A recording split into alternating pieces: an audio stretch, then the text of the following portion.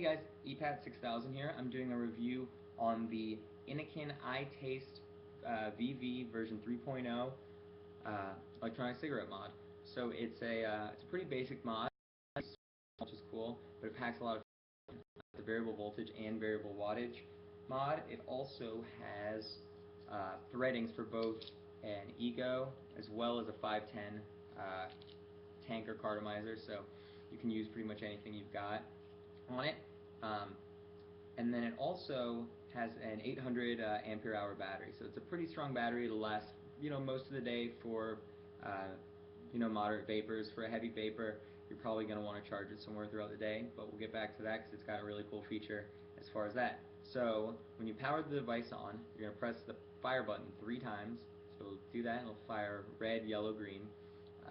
And then the fire button is also your battery life indicator. So if you hold it down, right now we're showing green, which means we have a full battery.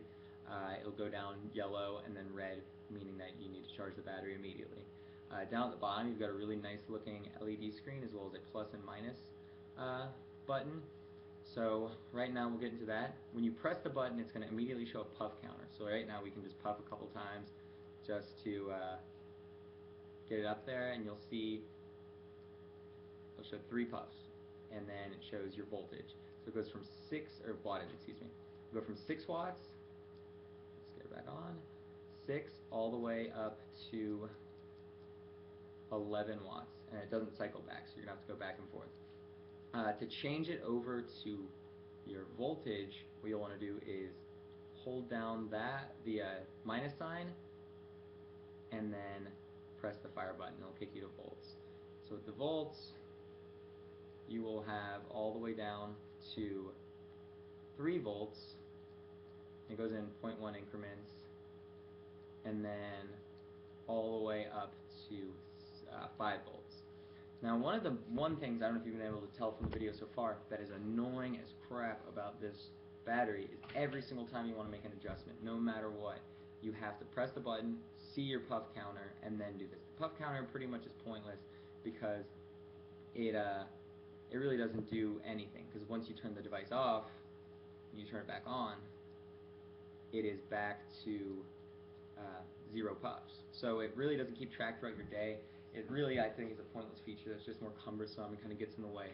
But in spite of that, it's a pretty awesome device. Being able to adjust the voltage as well as your wattage on the fly is pretty cool. So let me get it set up. So yeah, right now I'm at 4.3 volts, and we'll be at around 10.5 watts. It's kind of what I like with this cartridge, as well as the juice I'm using. If you hold down the plus and minus sign at the same time, it'll show you the current ohm reading for your atomizer, which is pretty cool as well. So we'll take a puff real quick, take a look.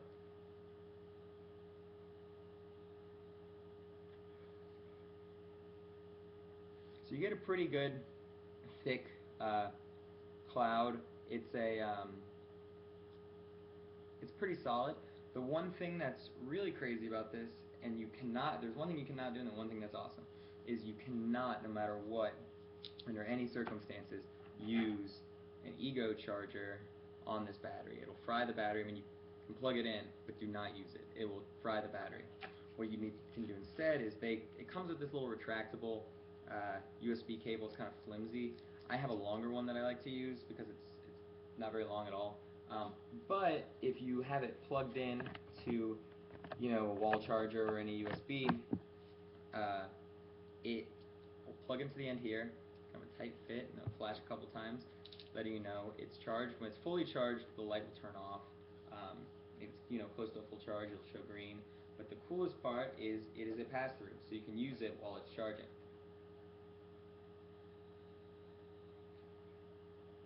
Now, it still has all your features available while it's charging, so you can still adjust the voltage and the wattage. The one thing that's messy about this battery as well, though, is that if you have it in this mode, if the LED screen is on and you're moving things around or anything, like right now, I'll let go, try to vape, nothing. You have to wait until that screen is off for it to be usable.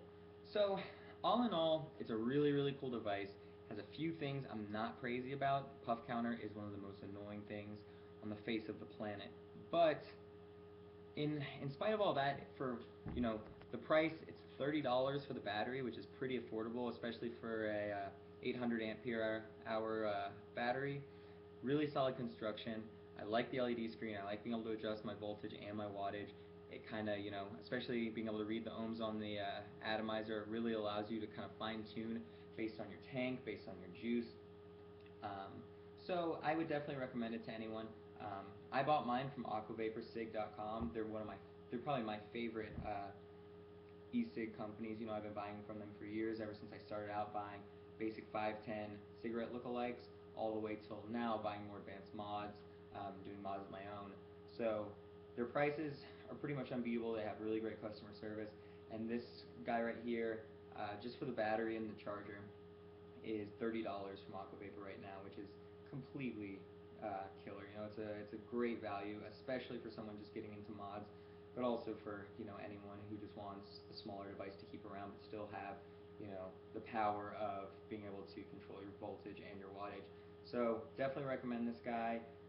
The missteps are worth it because it's for this price you're not going to find anything. A basic Ego setup is going to cost more than this. You're not going to have all these features. So I'd say go for it, but that's just my word.